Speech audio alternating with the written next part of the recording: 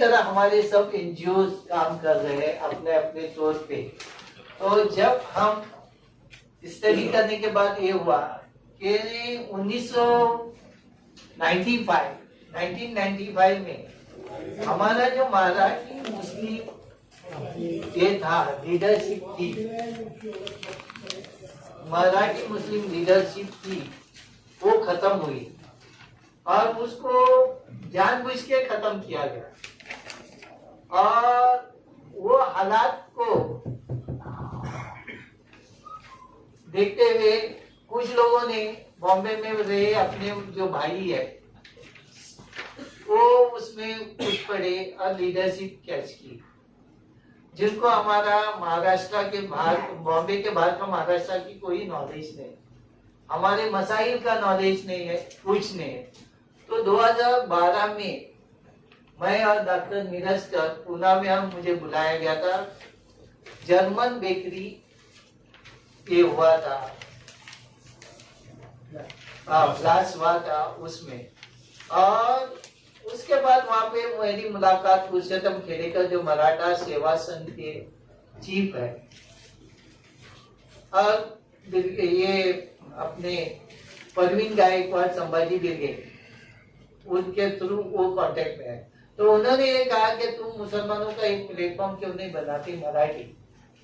आज तुम लोगों पे बाहर के लोग सत्ता कर रहे हैं और तुम्हारी लीडरशिप को खत्म किया गया। तो हमने ये सब का स्टडी करके ये किया कि हम सोशल करते करते थक गए, हमारे सोर्सेस कम रहते, हम चंदे पे काम करना चाहते। और जब कोई मसला ऐसा रहता है जो सियासत के बगैर हमारा हल नहीं होता, तो सियासी लोगों के पीछे हमको भागना पड़ता, हमारी एनर्जी खत्म होती, अपने मसाइल हल नहीं होते। तो ये सब की स्टडी करने के बाद हमने सोचा क्यों न हम एक अम्ब्रेला ऑर्गेनाइजेशन बनाए जो एनजीओ अपने तौर पे काम कर रहे हैं, उनको एक प्लेटफॉर्म पे लाके एक कॉमन एजेंडा पे आ जाना, जो मेन हमारे इश्यूज है जो हुकूमत के तौर पे हल होते हैं, उस कॉमन एजेंडा को तैयार किया गया। और हमने पहली मीटिंग यहाँ पे पार्लियामेंट इलेक्शन 15 अप्रैल 2014 को ऊपर के हॉल में पहली मीटिंग हुई। और अरे उम्मीद नहीं करते उसमें पूरे महाराष्ट्र के जो एनजीओ बॉम्बे में रहते, बाहर से भी आए, तकरीबन 400-500 लोग वो मीटिंग अटेंड किए। और एक वाहिद पर्सन जो है यहाँ पे मैं आने लगा और कौम और मिलत के लिए सोचता, तो बेचारा विश्व अफगानी साहब वो वाहिद पर्सन है, उसने ये नहीं सोचा कि भाई महाराष्ट्र के लोग क्या कौन है। उन्होंने लब्बैक किया और हमको साथ दिया। उस मीटिंग का भी उन्होंने पूरा खर्चा उन्होंने उठाया। उन्होंने बोले तुम इनवाइट करो, लोगों को बुलाओ, बाकी कोई ये मत फिक्र मत करो। अल्हम्दुलिल्लाह वो मीटिंग इतनी सक्सेस हुई, पृथ्वीराज चौहान को कुछ मफाद परस्त लोग जानबूझ के रोक रहे थे वो मीटिंग में आने से। तो फिर वो भी आए, कांग्रेस के प्रेसिडेंट उस टाइम के माणिकराव ठाकरे आए, और वो मीटिंग इतनी अच्छी हुई कि मेरे ख्याल से इधर बहुत से लोग बैठे हुए हैं, उन्होंने वो मीटिंग देखी। और पृथ्वीराज चौहान ने कहा कि मुझे ये एजेंडा बहुत अच्छा लगता है। मैं इलेक्शन पार्लियामेंट के बाद, क्योंकि अभी मेरे पे बंधन है, मैं इस इलेक्शन के बाद पार्लियामेंट के आपको बुला के उसके काम शुरू करते। ये हुआ। उसने ये भी बोला मराठी माझ्या मराठी बांधवांवर अन्याय झालाय, त्यांचे साठेगाठे दिल्लीमध्ये त्यांना पद मिळाली, मंत्रीपद मिळाला, पण याच्या पुढे मी हे होऊ देणार नाही, ये उसके वोट थे। लेकिन वो मीटिंग होने के बाद हमारे समाज के, मराठी समाज के जो कांग्रेस में हुजूरी करके बड़े नेता बने। उन्होंने भड़काया ऐसा कि भाई ये ग्रुप क्या है, इनको क्यों इंपॉर्टेंस देते, समझिए। और ऐसी एक एक की गई तो वो उनके झांसे में आए। अगर हमारे बुलाने पे लोग अपना वक्त पैसा खर्चा करके, क्या हम किसी को पैसा भेजते तो आते। एक हर कोई यहाँ पे सोशल या समाज का काम करने वाला ये फिक्र लेके आता है कि हमारे समाज का कोई हाल होना चाहिए। एक बार आएगा ठाकुर के बुलाने पे, 10 बार नहीं आएंगे लोग, 10 बार आ रहे, हर मीटिंग को आ रहे, एक उम्मीद लेके आ रहे, उम्मीद जाग रही है कि कलेक्टिव लीडरशिप हमारी क्रिएट हो जाए, समझिए। और बदकिस्मती ये है कि हमारे जो लीडर थे उन्होंने हमारे जो एक्टिव समाज के अंदर काम करने वाले उनको आगे नहीं किया, सेकंड कैडर तैयार नहीं किया, जैसा मराठों ने और दूसरे महाराष्ट्र के समाज ने अपने नौजवानों को आगे किया, अपनी लीडरशिप तैयार की अपने पीछे।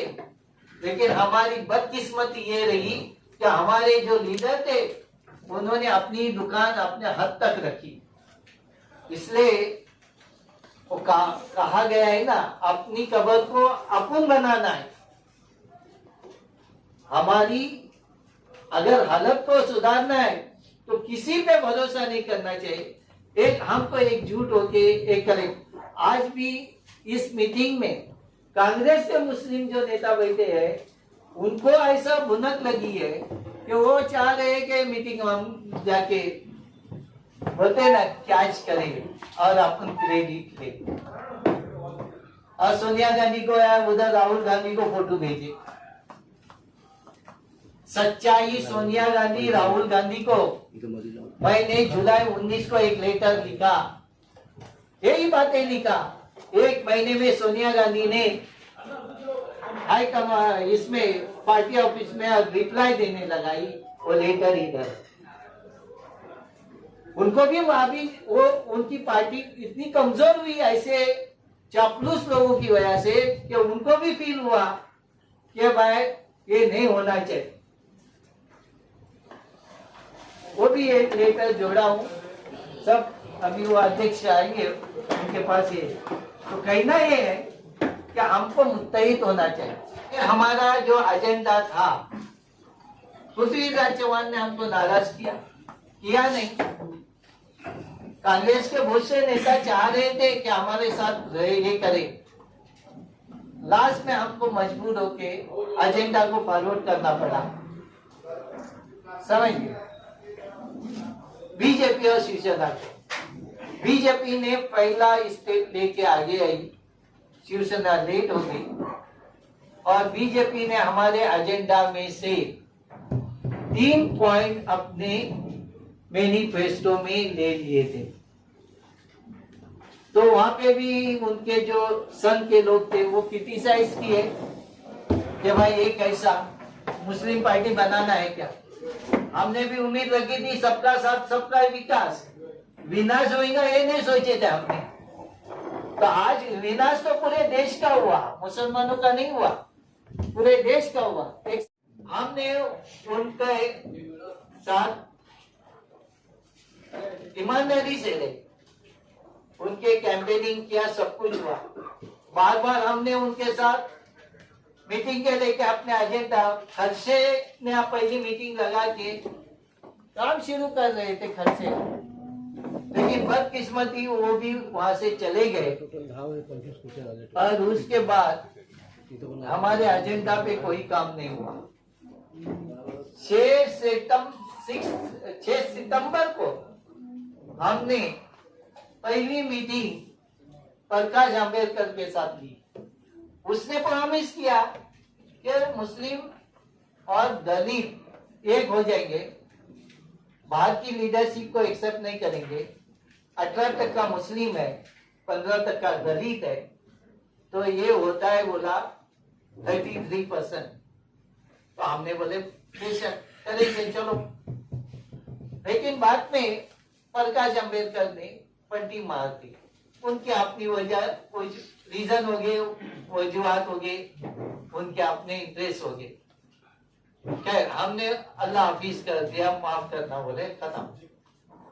पार्लियामेंट इलेक्शन होने के बाद वही प्रकाश अंबेडकर को बीजेपी ने ओवैसी से दूर किया।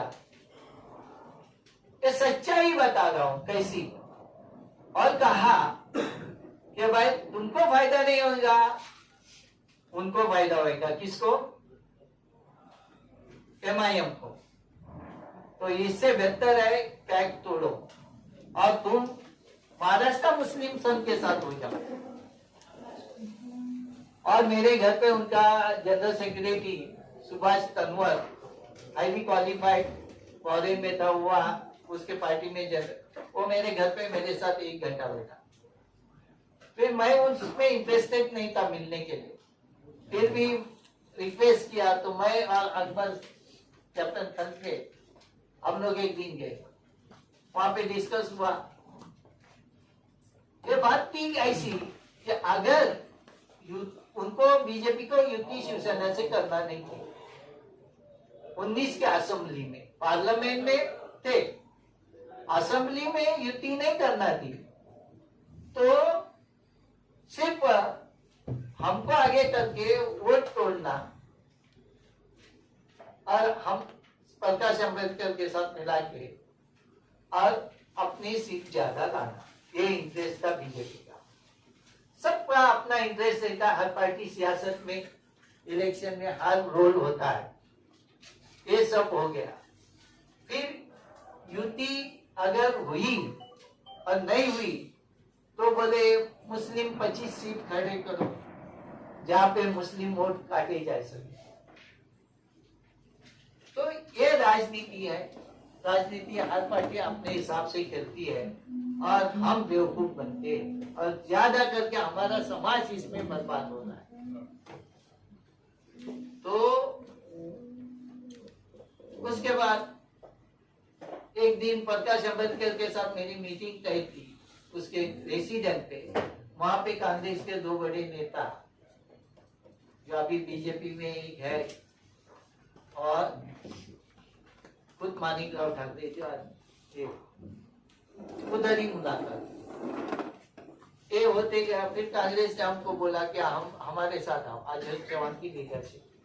वो बोले हम तो एजेंडा एक्सेप्ट है। फिर इसी जगह पे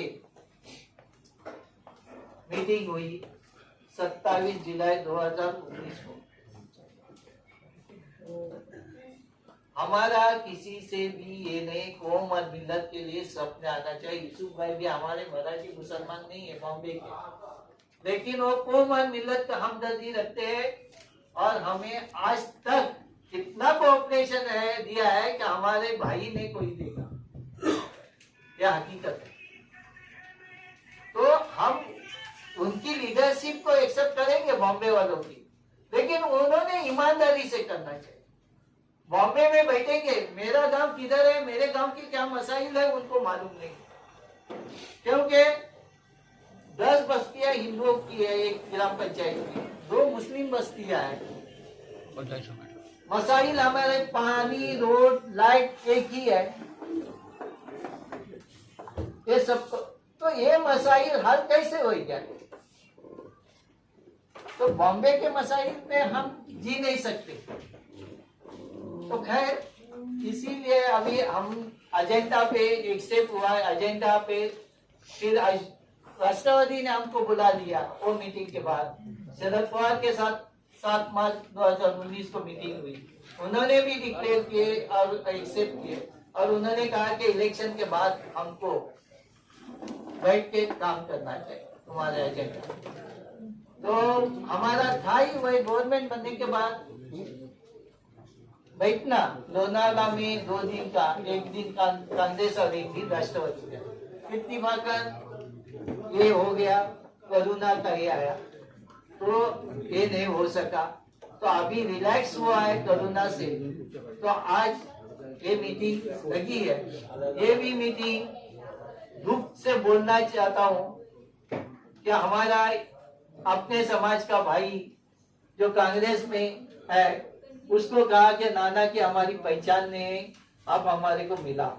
तो उसने ऐसा टालते रहा कि उसको लगा ये मिलेंगे तो मेरी दुकान बंद हो जाएगी, मेरा अरे बूढ़ा हो गए अभी क्या तुम्हारा होम का सोचो। तो यूसुफ भाई को मैं कहे दिया कि यूसुफ भाई ऐसा ऐसा है, क्योंकि मुझे अशोक चौहान ने 2 महीना पहले बुला लिए। अब बोलते ठाकुर हमको एजेंडा पे काम करना है, हमारे नए अध्यक्ष जो है उसके साथ मिलो बैठो और आगे की बात फिर हम लोग शुरू करते हैं। ये बातें हुई और उस हिसाब से आज ये मीटिंग लगी है। आप सब लोग एक ही एजेंडा को फॉलो करना, ये इनको बोलना है, बाकी कोई डिस्कस करना नहीं, कोई इशू बोलना नहीं है, क्योंकि सब इशू हमारे उनको एक्सेप्ट है। बस अभी गवर्नमेंट तुम्हारी बनी है तो हमारा क्या, हमारा हक हमको दिया जाए, हमारे को हमारा नेतृत्व दिया जाए। तुम थोपो मत हम पे नेतृत्व। हाँ, अगर नेतृत्व तुम हमको हमारा देंगे तो तुमको भी फायदा, कांग्रेस भी मजबूत होगी और हमारा समाज भी तरक्की करेगा।